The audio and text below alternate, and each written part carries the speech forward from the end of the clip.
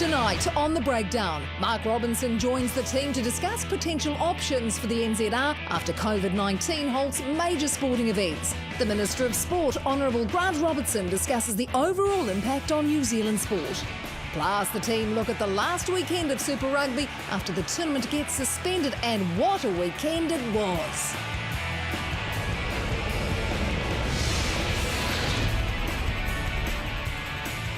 Kia ora and welcome to The Breakdown. Well, Bernadine said it, what a week it was. And where do we start? This is almost the state of the rugby nation. What has happened? Our game, you'd have to say in some ways, is in crisis. Tonight we are trying to give you all the information and give you a direction the game is going. And already tonight, significant news coming out just a couple of hours ago that the club game, our community game, suspended until April the 18th. So that means teams who are planning for club rugby, they have to delay things. Your team, and for all of you watching tonight, we're looking forward to hopefully giving you a bit of understanding about where our game is at. Mills Muliaina, Glenn Jackson, after a stellar performance last week, is back, and Sir John Kerwin. And JK, this is really difficult for everyone across so many industries and so many walks of life, and rugby just one of those who are suffering right now.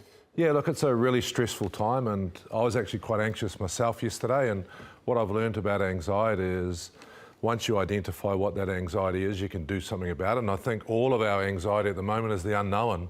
You know, where we're going to go financially, what does the future look like? And really, I feel a bit better today because I can just control what I can control. I really don't know what's going to happen, and I just think that it's okay to be anxious too. So for the people out there that might be feeling anxious for the future, it's okay to be anxious, but just make sure you concentrate on what you can control in these in the near future. Control today, then get up tomorrow and have another crack. So, you know, it's a tough time, and tonight we're going to talk about rugby, but really it's about the well-being of our country, and there's lots going on around the world. So, you know, that's it's hard times. We've been through nothing like this before, Glenn, across all walks of life. It's going to take time for us to process it, and also hopefully we can find a way forward.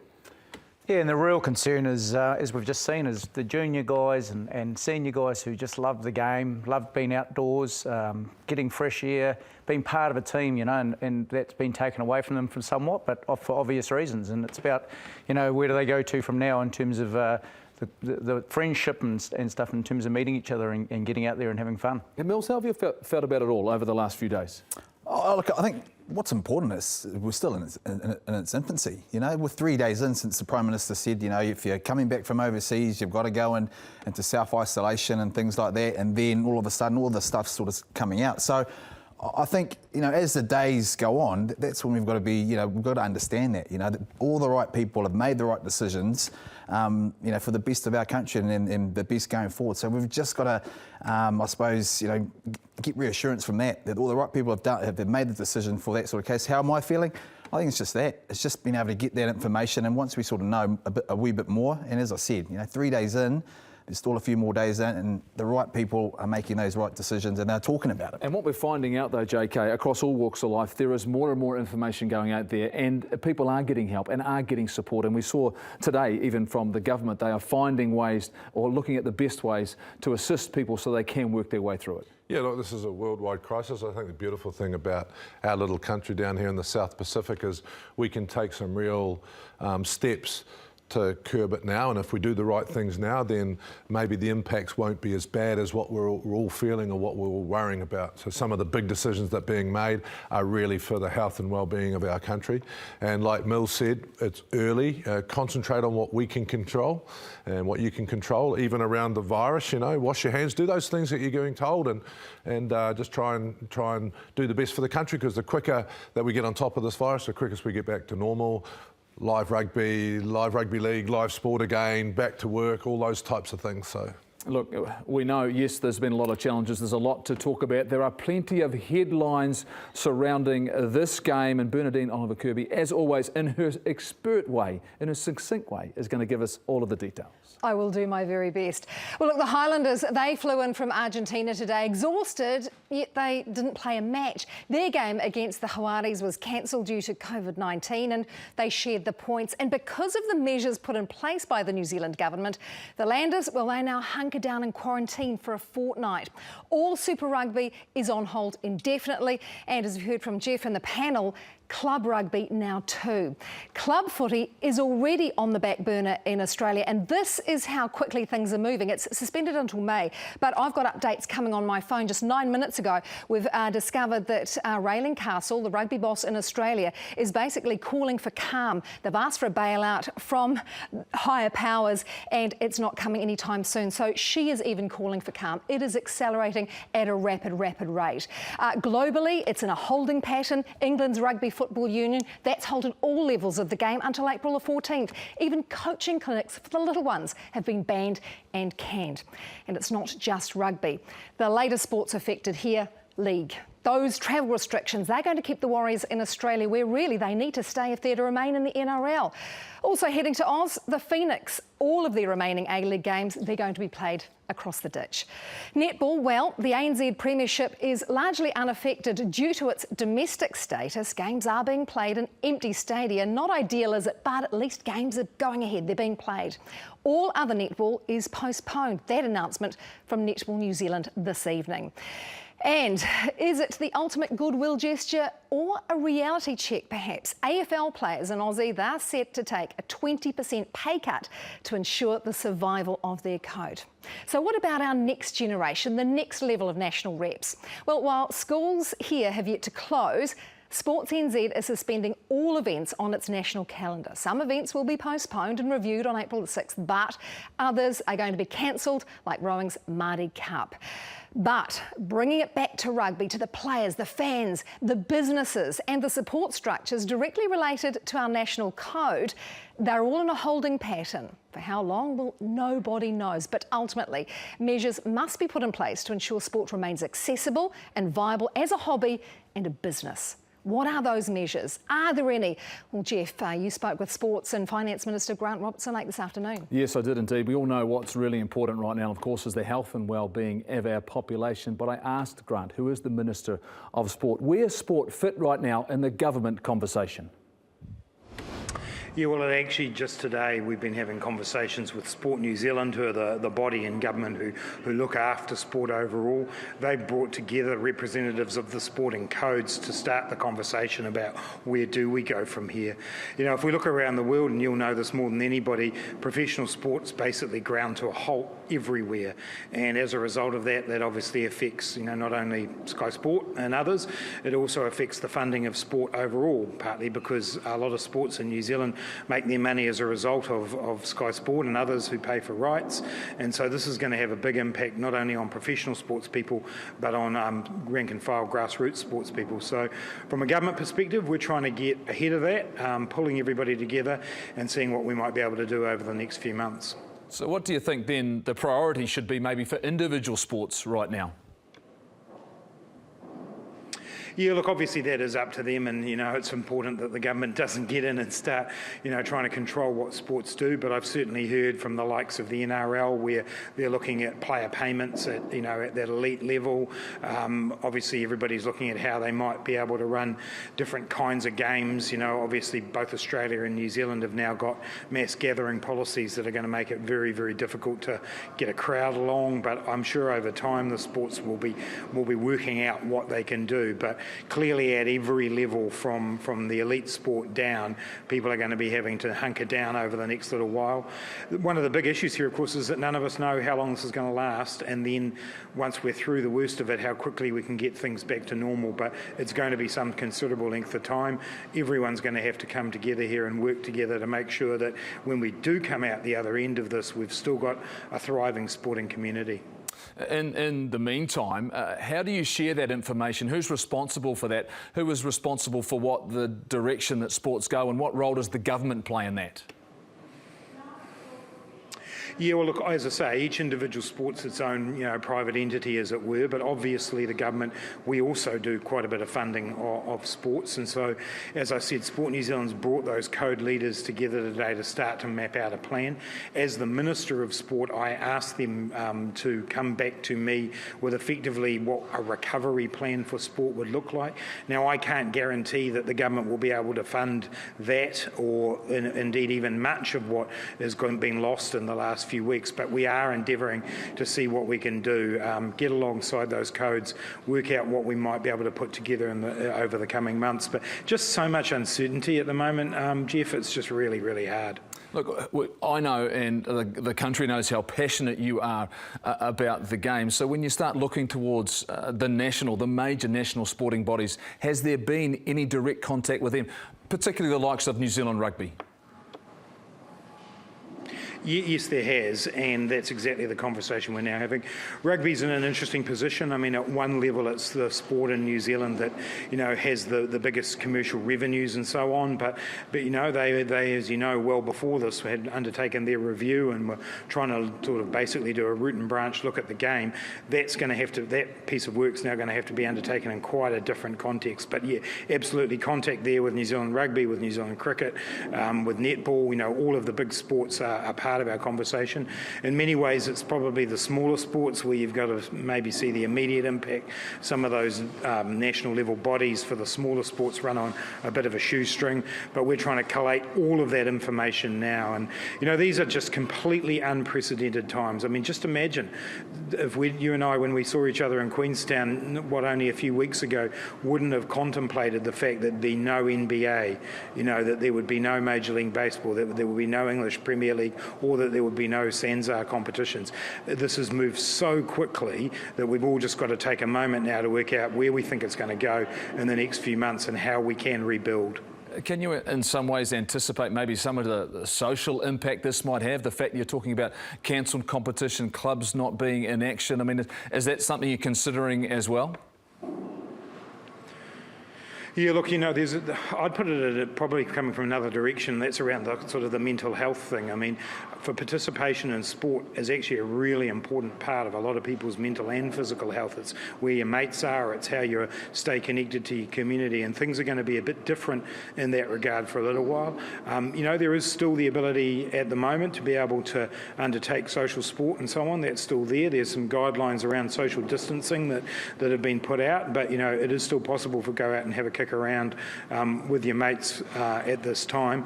But overall, I think from New Zealanders' physical and mental health point of view, we want sport to be up and going and be part of our lives as quickly as we possibly can. Is there any possibility that maybe there's a targeted support package for sport in the future? Yeah, as I say, that's exactly what I've asked Sport New Zealand about. I've asked them to go out and talk to the sporting codes, which they've done this afternoon, and then I'll be expecting some report back from them.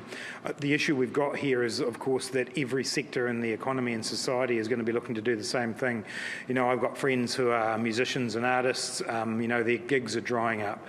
We've got sports people in the same boat where the games that they play and the competitions that pay salaries are drying up too. So, we're going to have to look at this right across the economy. There is no sector of our economy or our society that will be unaffected. We've just got to take it piece by piece, step by step. We've obviously announced a huge package of support today, which is about keeping people in their jobs and supporting people through this time. We'll be taking a look at sectors like sport and arts over the coming weeks. Grant, I saw you in Queenstown. You talked about and delivered down there. You are confident that we are going to and have to find a way through this. What's your message for the fans, for the sports fans in particular, who are out there and looking forward to being part of sport in the future? Look, there will be a time when we get through this, and sport's such an intrinsic part of who we are as New Zealanders. It will always be there. We've just got a difficult period that we've got to get through now, but if we all come together, we will make it through this. Thank you so much, Grant. Appreciate your time. I know these are difficult and challenging, but I no doubt what you've delivered today is a step forward for the country. Thanks very much. Cheers, Jeff. Thank you.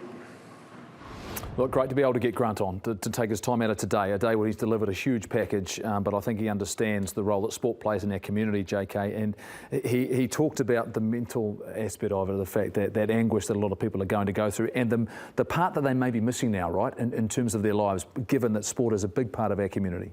Yeah, and great questions, mate. Well done, because I had a team of people working together on that. But Bernardine, I had Jim Kays behind the scenes, so I had plenty of help, don't get me wrong. But that's what we need. We need answers from, people in power, and Grant and Jacinda haven't sat back. They've come out and taken action, and I think getting those answers, from the Minister, him being really clear about it and also being positive to say he understands how important sport is to New Zealand, both from a physical and a mental health point of view, and he's going to be doing his best to get it back. So, that gives me especially a lot of comfort. I think, he's doing action. He's not sitting around doing nothing. Mills, there's a real awareness as well. You can see that he's aware of some of the challenges, other challenges New Zealand rugby are facing as well. Oh, absolutely. And he mentioned it before. I mean, they've just brought out a big package to keep people in jobs. So they're looking at about, ways he's asked, Sport New Zealand to go away and go to the other entities as well and then report back to them. So, I think that's what I was alluding to before. They're in sort of, active mode. They're going about it and sort of seeing where they can get to. And the biggest thing is, I suppose the biggest concern is the fact that there's, for a lot of people, is the uncertainty time-wise. But he's saying, there will be a time that they're doing everything they possibly can to get sport back up there because it's a very important part of New Zealand's life. Well, there's plenty to talk about, plenty to discuss. Great to get Grant on that gives us a broader picture on our game. But, of course, over the weekend, Super Rugby was suspended. A couple of weeks to look at where they're at right now. The CEO, Andy Marinos, now joins us out of Australia. And for Sanzar, I know difficult times. I'm imagining, Andy, you're spending a lot of time in the office. You're probably there now. You probably haven't been home. But is the picture any clearer right now after the weekend where, I suppose, Sanzar and the game is at right now? Thanks, Jeff. Good to chat to you guys. Is the picture any clearer? It's getting clearer.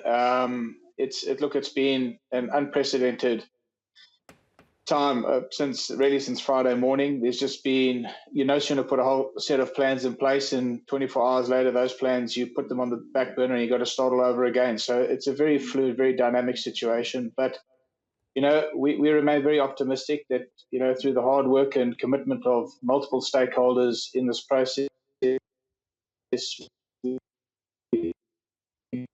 good resolution for sport.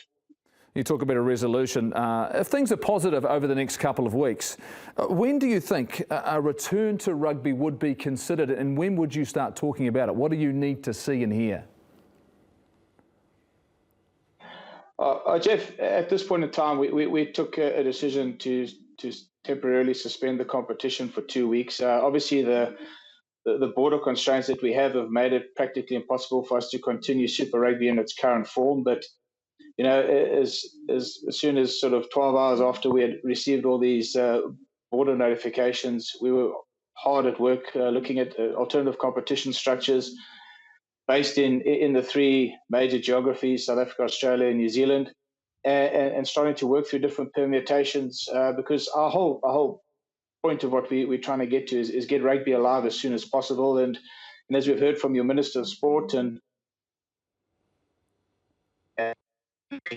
it's an importance of sport in general for people, for their mental and physical health and well-being. So we've given ourselves these 2 weeks and we're hoping within the next 2 weeks we're going to be able to put something forward. Andy, Mills Muliaina here. You say you've obviously suspended for 2 weeks.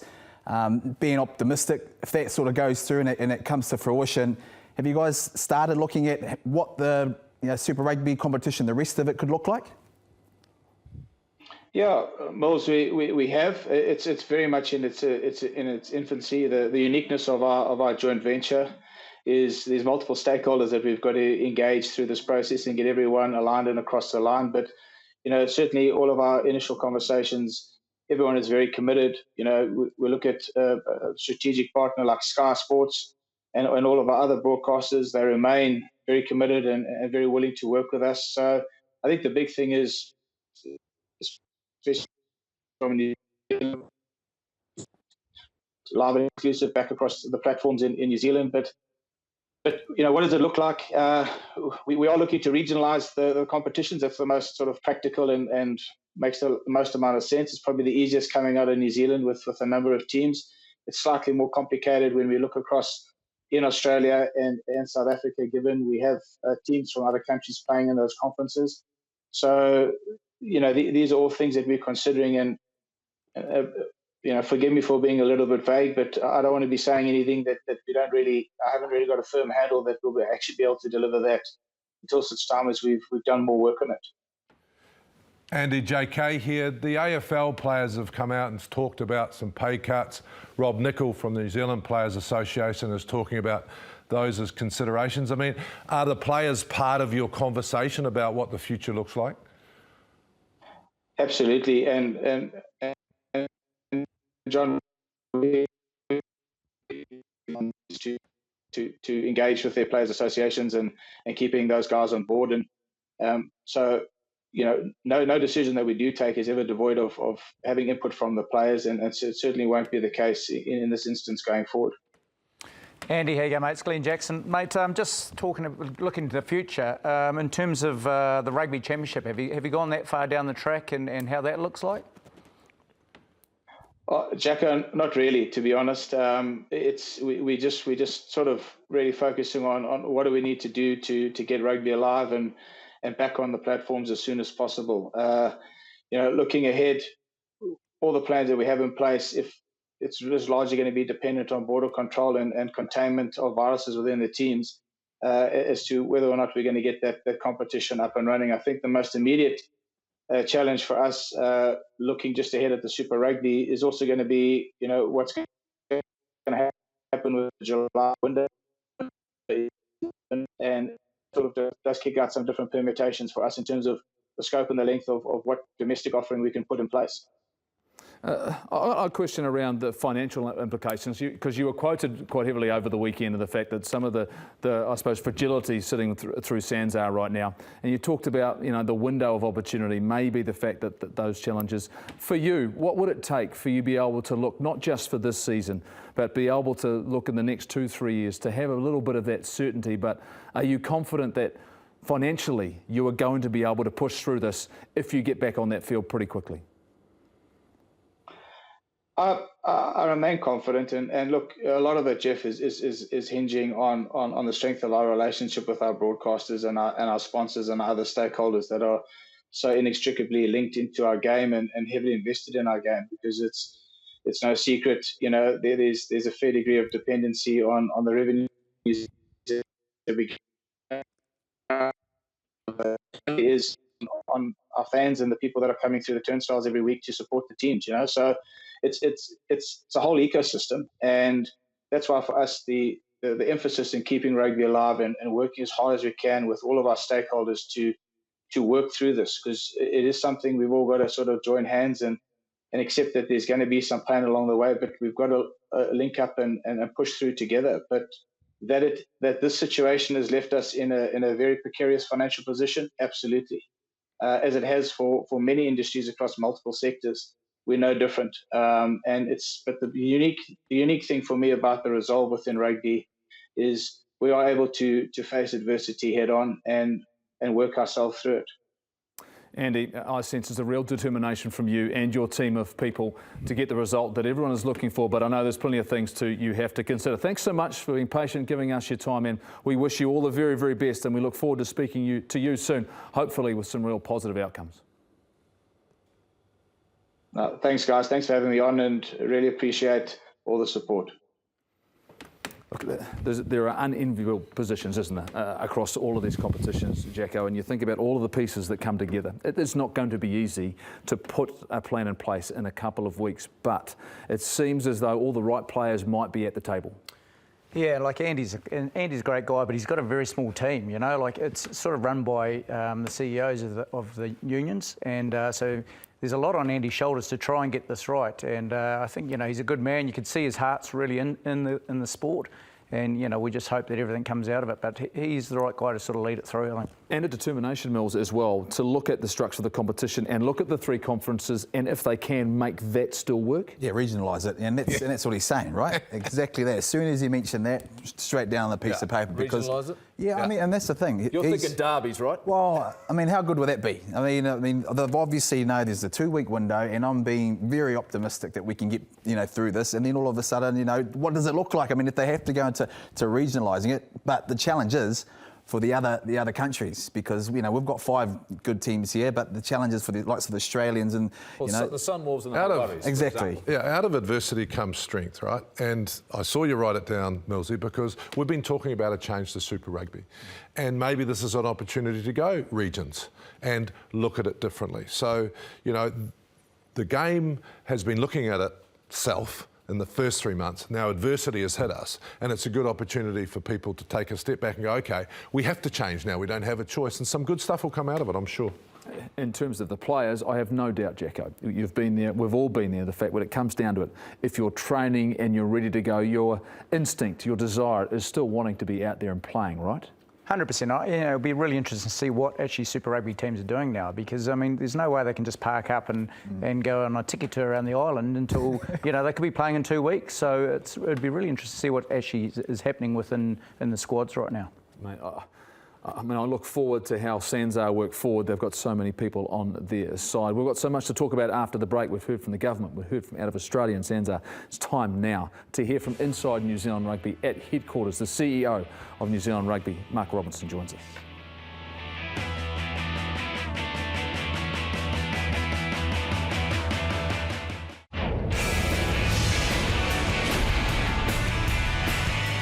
Welcome back. Yes, we're trying to give you everything we possibly can, all the information about what this game is going through right now, the challenges that rugby is facing. We have heard from the Minister of Sport in New Zealand, Grant Robertson. We have heard from inside SANZAAR, and that is with, of course, Andy Marinos. It's time now to go inside New Zealand Rugby. And on the phone, we have Mark Robertson, the CEO. And Robbo, mate, times are tough, challenging. You've been in it 4 months, not easy for you. But look, today, that big news to postpone club rugby. How did you come to that decision as an organisation? Well, obviously, good evening, Jeff, too. Great to be on show. None of these decisions that we're having to work through at the moment with these unprecedented times are taken lightly. So, right from when this, issue was taking shape from a couple of weeks ago, the main sole focus of the organisation was to ensure the safety of people. And over the weekend, obviously, there were examples of that when we had to look at people we had all over the world with our teams and management and staff. And key priority at that stage was to get people home safely. And then when we started turning our minds to, the impact of this domestically, obviously, our rugby participants and communities right around the country were forefront in our thinking. So we've had a lot of ongoing consultation with the likes of Ministry of Health, Government, Sport New Zealand, and a lot of our colleagues from codes right across the country. So when we balance all the information from that consultation together and combined it with our own internal thinking and a lot of the experts we have in this field internally, we arrived at the decision earlier on today. So we were able to communicate that with our provincial unions, and then obviously we've released that more publicly this evening. And by and large, there's been a lot of acceptance of that being a prudent step and a very reasonable step to take to ensure the safety of our people.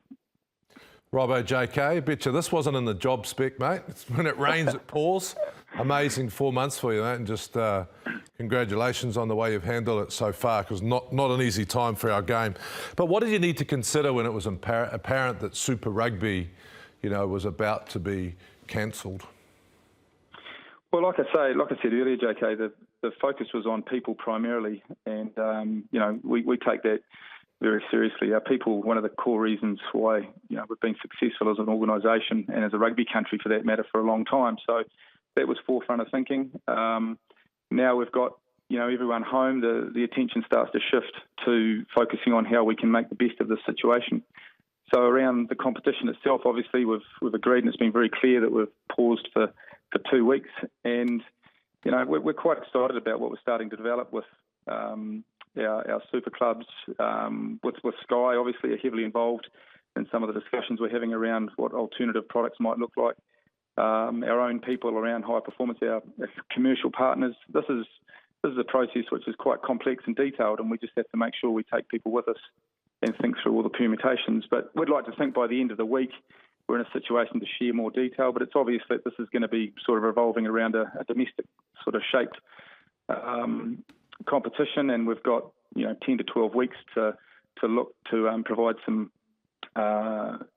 some rugby product for our fans. And like I said earlier, we're really excited that'll be live and exclusive with Sky once we're in a position to share it. Robbo, it's Glenn Jackson here. Hey, mate. Just want to know, how did the franchise react around it? Are they all the same? Are they all still training, hoping for a return, or is there something that New Zealand's put out to them that they have to stand by? Hi, Jacko. I guess the view is that some of them are taking the opportunity to have a bit of time off. They're very much in their own devices at the moment around how they treat this time, but we're in regular dialogue with them on a daily basis around some of the opportunities. And we've actually, as I said earlier to JK, we've given them the opportunity to be involved in this process around what the potential looks like for the near term.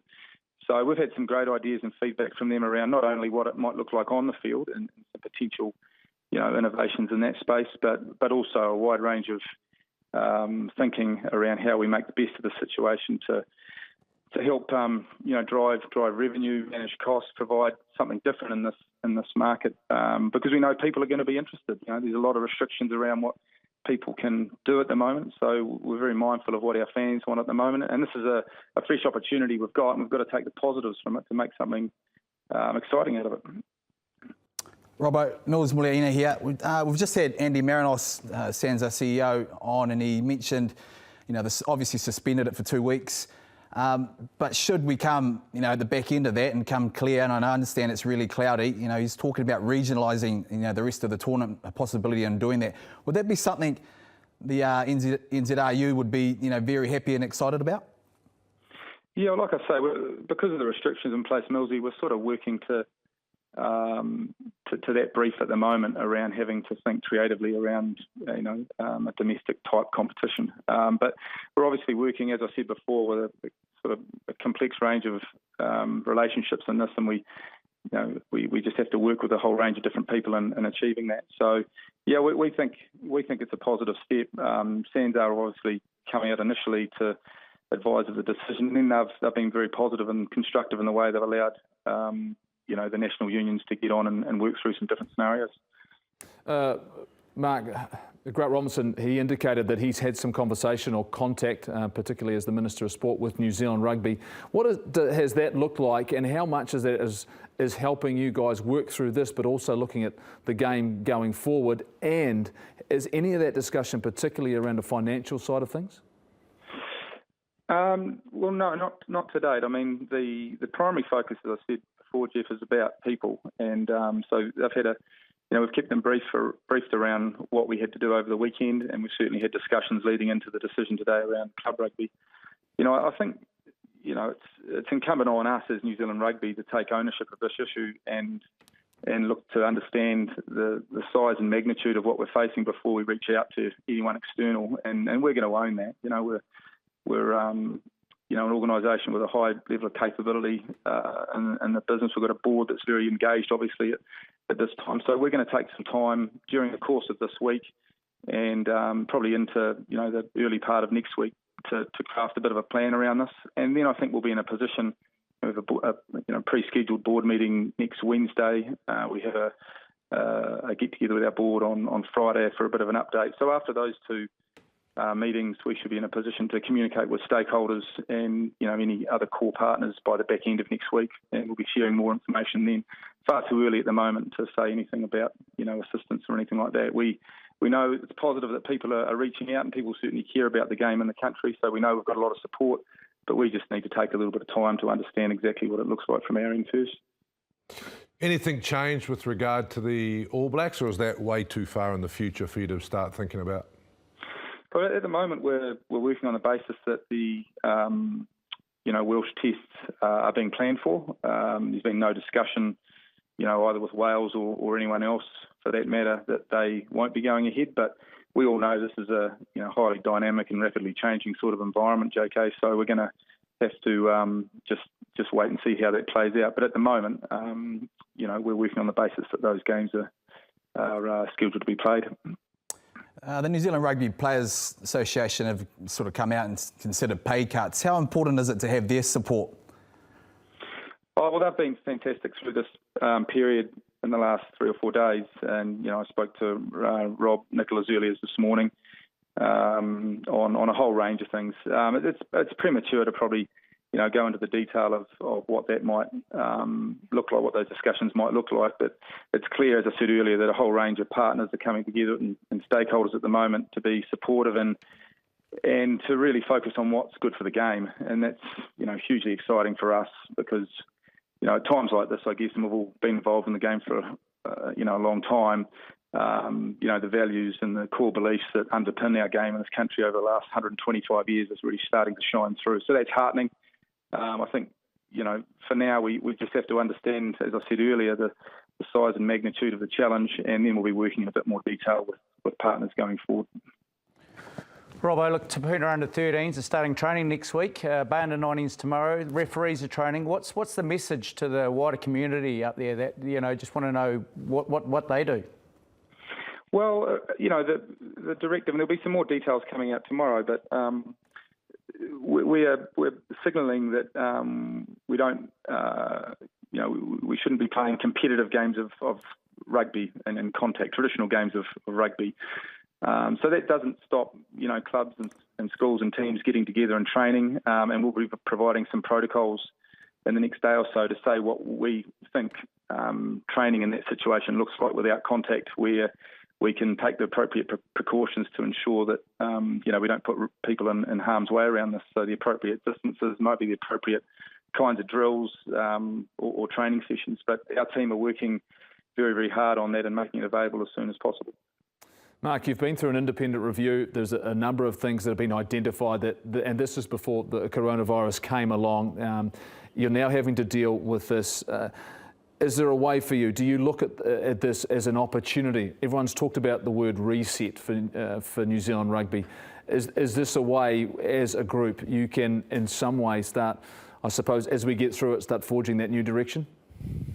Yeah, absolutely. I mean, and I think there'll be the key thing to, I guess, put in perspective. There's a whole lot of people around our country at the moment, battling with different effects of coronavirus and what it's having either on businesses or families or different sectors and that sort of thing. So we have a huge amount of sympathy for people right around the country that are dealing with different impacts of that. I think the key thing around rugby is it can bring people together. It can inspire them. It can give them a release. It can provide fun and excitement. So we're focusing on what all the great things are that rugby can provide in our communities in our country.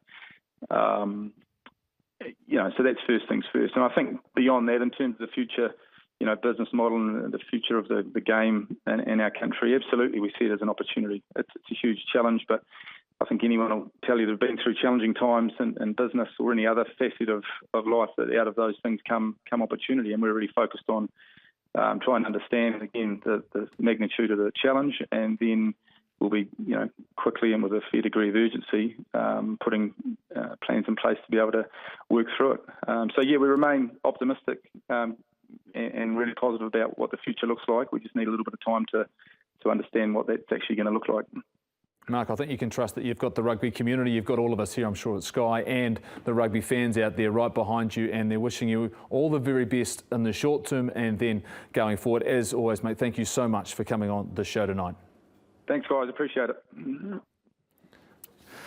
It doesn't get easy if you're in charge. It doesn't get easy for anyone, but I look at the character of Mark Robertson. This is not an easy time, JK, for him to come and be involved in it, but it seems as though a guy who's been through some adversity from time to time, and he's looking at this as, I suppose, a chance for his to not make his mark, but to do something for New Zealand rugby. Well, strong leadership gives you confidence, and I think having the courage to be transparent and say, we don't know what it looks like, or this is what we've got planned, that's all you want to hear. And I think, right across the show, we've heard that, starting with Grant Robinson. Strong leadership gives you some clarity. That clarity gives you some confidence that, the game's in the right hands. And, Mark Robinson has got a huge job, and this just adds to it. But he's fronting up and telling us the answers, and I'm confident he's the right man. But he's also got a board that hasn't been afraid to make decisions in the past. The fact he's come in, he's going to have plenty of support around him, and that organisation understand, I'd say, Jacko, how critical the next 2, 3, 4, 6 12 months is going to be for the game. Massive, and as we've probably talked about, the review of the game has probably come at the right time, because this gives huge opportunity now for everyone moving forward. When we get back into this game, that something comes good out of the end of it. And as you said, I think we've got a great leader involved there. The board's really strong behind it. His representation on the World Rugby has probably helped him a lot in terms of understanding what the whole global thing looks like. I would say this though, Mills, what we've got is a great game. That's the one thing at the heart of this, right? Oh, yeah, that's what we're all involved with, is the fact that doesn't change. Absolutely, and you often hear the catchphrase when you're in the rugby, the culture, getting behind your mate and things like that, the support. That's what we're hearing at the moment. You've got a guy here that's going to lead something, but he's got lots of support around him. But then on top of that, you've even got the Players Association coming out and saying, well, we're here to help as well. And so we're all in this together, and that's what makes this game so great, because when you go through adversity, everyone's willing to work on the same page to make sure that we get ourselves back out there. We should, and on that, Mark, on the weekend we did have some rugby, and there was a moment on Saturday late in the afternoon that JK, the Blues, were on top of the Super Rugby table. Yeah, I mean, the real positive that if it does finish today, we won.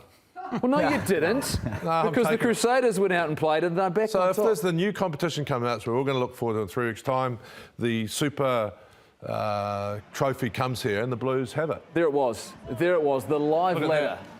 I'll tell you what, but people couldn't wait to get that up on 22 points. But in all honesty, it was a performance, it was a follow-up performance, Mills, that the Blues needed to have. After you have a great win the week before, they come out and play and they got the job done. Well, not just the week before, but the whole month. I mean, they went away to South Africa having lost against the Crusaders convincingly, and they've come back and they've won 4 games in a row. And there was a lot of question marks around, what they can do. A young team, under pressure again, it's just the same old Blues, and look what they've done. So you've got to praise them for what they've done. That's why you're so excited, JK, and I'm back. Yeah, I mean, you've got to go on a roll. In this competition, you've got to go on a roll, right? The teams that win it have a 4, 5, 6, 7 game winning streak, and you've got to get on that roll. I think the nice thing for the Blues, and we talk about it every year, when they're confident, they're really good. And winning 4 on the trot gives you that confidence. We started seeing, the old passes stick, when normally they might go to ground. Well, some of them didn't stick early. They could have had this game well and truly wrapped up. But Jacko, I look at a couple of things, and they had the game well and truly in control in the second half, and it would have been quite easy for them to just go back and forward. The defence kept holding. The fact that, yep, we're well and truly ahead on the scoreboard, but they want to defend their line and keep their standards high. I think that's the key difference from me as a Blues team, as any side, that's when, to me, you're on top of your game. Yeah, well, they say defence wins championships, and probably in the last few years we've seen the Blues sort of in these sort of games, just sort of, we're going to score points, so it's optional around the defence. And you're right, they really took it to the Lions here. What I really liked especially as well, they drew and passed. The old Blues used to go into contact, look for this miracle ball out the back, and that's when it would go down. Here they scored some great tries where they didn't take contact, they drew, passed, try. And it's always nice when they manage to hold on to their talent and not let it go elsewhere. And a guy named Mark Talia on the wing, playing outstanding, Mills. I look at this guy, his ability, what's the ceiling on him, and all of a sudden, it's nice to think it's not a Waisaki Naholo who left town. It's someone who got the opportunity. Oh, actually, JK let him go. Anyway, he got an opportunity to carry on, and this guy is playing some fantastic rugby. Consistent. He's absolutely consistent, but he's doing it at a really high level. But what I like about him is it's a real balance. He's not just doing one really good thing. He's not just This is the straw and pass he's talking about, right? Exactly, but he's right, because usually that's an individualistic sort of mindset there in the Blues. All of a sudden you've got a guy there that knows it's a draw and pass, ball in 2 hands, and he's giving it inside. Mark Talia, like the way he's played this so far this season has been outstanding. I loved everything about what he's done so far this year, and the Blues are thriving from it. They are thriving, and it is fun to watch, but it wasn't the best game of the weekend. I was in Hamilton on Friday night. The Chiefs were at home to the Hurricanes. The Hurricanes, after a disappointing loss at home, and I thought this was a fantastic game of rugby union. And I wanted Jacko to find out why, to look at it and explain to me why this contest was such a good game and why in the 17,000 fans turned up. Thanks, Goldie. The first thing we're going to look at is the team of 4, the referees. I thought they did a fantastic job around everything that was big. This is a try that, for all money, in any sad day is probably a try. But when you go to the TMO, you have to go by the law. And the law clearly states simultaneous grounding, you go back for a scrum 5. So when you get big decisions right, I think the confidence flows within the team, and really well done by Aaron Patterson there and Yako Piper. So, Jacob, just what you're saying is that if they'd awarded that, it's a try. But once you go up, it's the letter of the law, right? So the TMO goes dual grounding, scrum. And Super Rugby especially, once you go to the TMO or any game, you have to go by the law book. And that clearly is exactly right in the law book. And it could have been a try on a sad day with no TMO for sure. But when you go there, she's a try. What I really want to look at here is Geordie Barrett and how brilliant he was here, understanding law. Now, this was changed last year.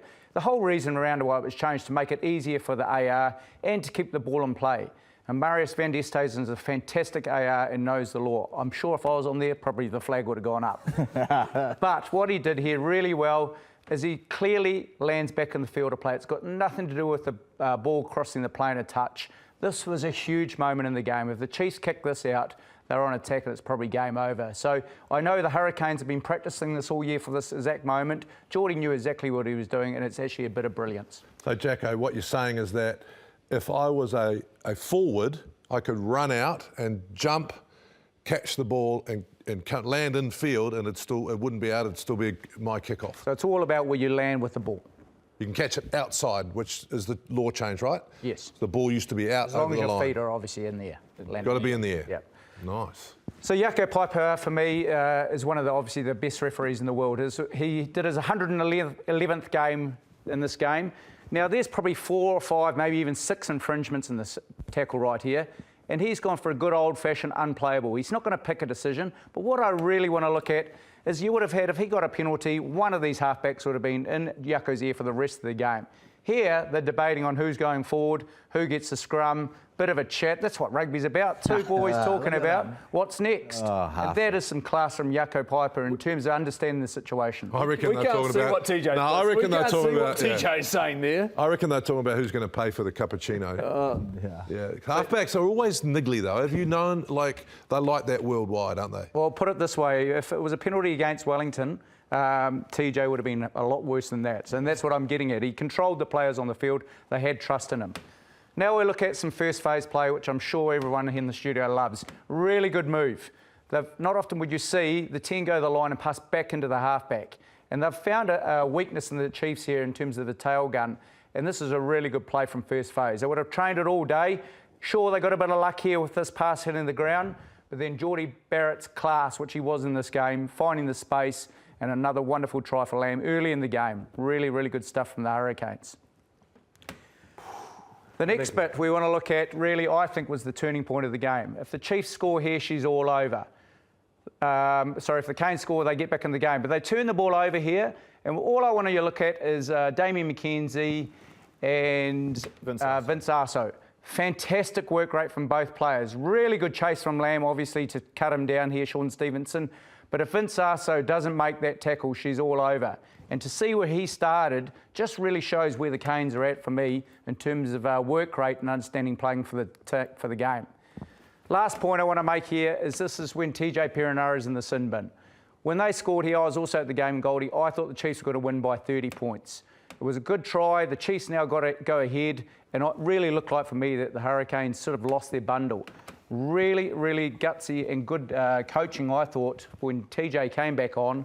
They put him to 10. Yeah, and big decision to bring him back on and put him in a key decision-making role, and he was outstanding the last 10, 15 minutes of that game. What a fantastic contest that was. Both of those teams contributing to what was a great game, and a referee as well. We're going to go to a break, but we're going to talk about after the break our Form 15s. Mills and I have put one together, but also maybe some All Black bolters, some guys who have had some outstanding form in 2020, and could they one day don the All Black jersey? Plenty more for us to discuss. A couple of JK's Blues in action there.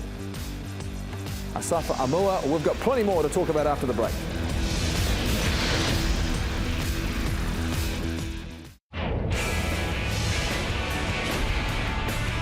Yes, so welcome back to the Breakdown. Well, last week on the Breakdown we talked about an incident involving Joe Marler. He subsequently was then handed a 10-week suspension. And JK, you've got a couple of thoughts on last week. Yeah, I got it completely wrong. And anyone who was upset by what I said, I sincerely apologise. It's not okay.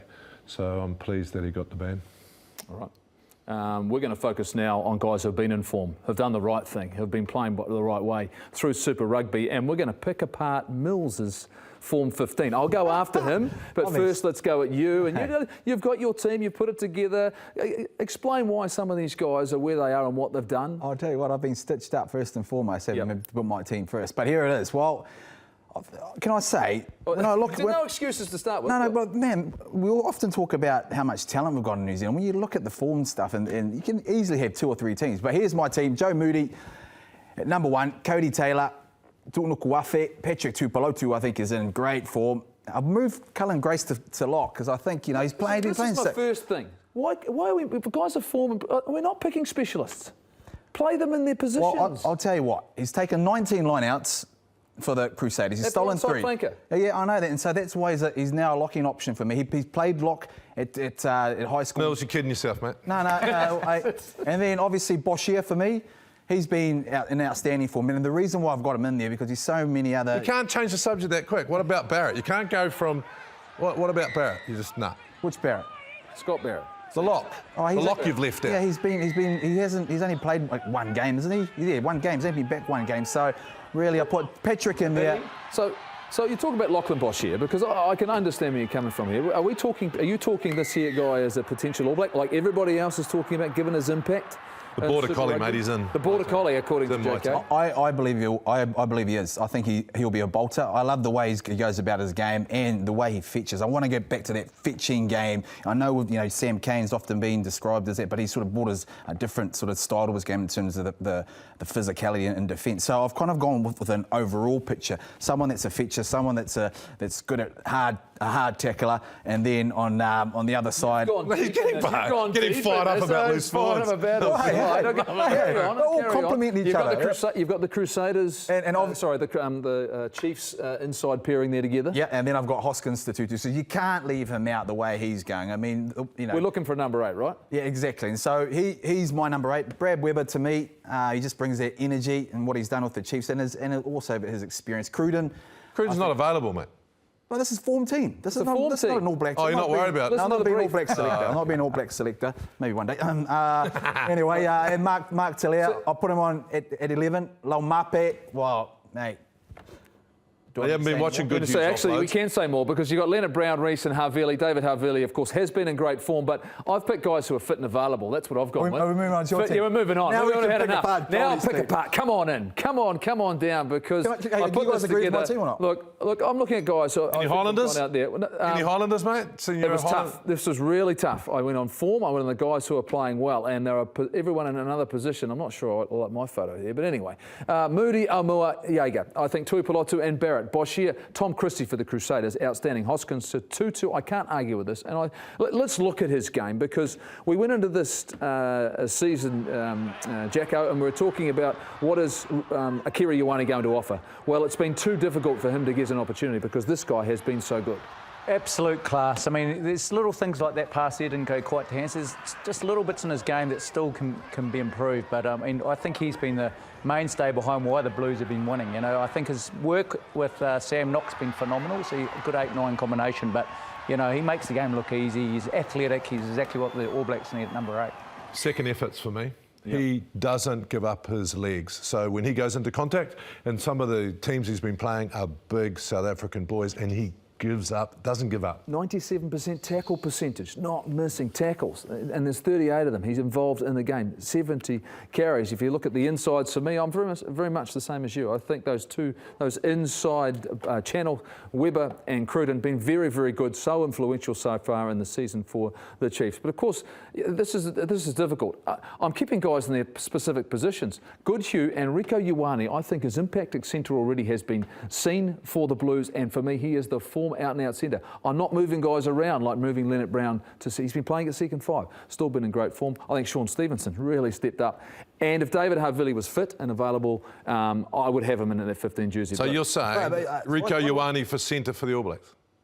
No, on form in Super Rugby. I'm not saying It's just that a question, right now. mate. Yeah, we can move Just a players. question. Havili, you've just said if he was fit and available, but is he the... So you, I think he is the form 15, but So I didn't count him in because of his injury. Okay, I think he is. Geordie Barrett well and truly is in that. Gosh, this is, and Mark Talia. I mean, for me, I think he's one of the guys who's been one of the standouts throughout the course of the season. You've got to be happy. There's a number of Blues I just in picked the there, whole JK. Blues team. I'll tell you what, You picked the whole Blues team. I'm never putting a JK's 4-15 team. in front of you guys ever again, I'll tell you that. No. Oh, JK. Oh, is that mine? Is that? Blues. Who changed out the whole team? I had the whole Blues team there. Yeah, the whole Blues team. We had to stick other names in there. No, pretty close. I think the interesting point for me is Nanelo Mape. So for me, I think the game's changing really quickly. He is probably the only guy, well, he's got the tightest shorts in the world at the moment, but he is the only guy that has got real advantage line. Everyone else is starting to turn into a player offloads, whereas he's that Ma Nonu type player. So, and I think he's been in pretty good form. Jack Goodhue offloads Mills. I can't believe you didn't have him in your team. We can't pick everyone. That's the thing, mate. It's so... Oh, gee, I tell you. We'll give we Anyway, just hope to see. Ours don't get picked, so it doesn't really matter. Exactly. Grant Fox says it's a good thing our teams don't play. That's what he always said, eh? That's what Foxy always said. Look, it's been a massive night for us here. It's been massive to have the likes of the Honourable Grant Robertson on the show, to have Andy Marinos as well from Sanzar, and the CEO of New Zealand Rugby. Kickoff is on Thursday night. Mills is going to his other show. Looking forward to what they're going to bring us in all the action. Tom Fullery. But first, let's look back now at the great tries in the 25th season of Super Rugby. Trying to best his way through his Whanganuku, and he's lost control of the ball. And now off go the Sharks once more. And here is winger Tumbui finding a man inside us for Pimpy again. And they've done it again. Cruden now running in a bit of space. Beautiful ball away to Stevenson. That is magic. Oh boy. Drummond clears it away. Trying to work some space here now. Goodhue into a bit of a gap. Goal! Beautiful ball away to Dunche. Christie back in field. Drummond. Whanganuku. That is a sensational try. Lomape. How about that offload down the left edge? And now Tia. Chase Tia. Runners coming on the inside. Nani Lomape bumps the first defender. Steps out of the second. He's all power. And he's enjoying himself. Nani Lomape. Short side, there you go, Cruden, and he gets it out now to Stevenson, and Webber's on the inside. Oh, brilliant! Absolutely brilliant! And Brad Webber, he has got a double. Papali'i does well, gets the pass as well. Knock, good quick hands, Duffy. Brilliant support play. TJ Faiani, one to beat. How about that? Jared Cowley Tuioti, what a try!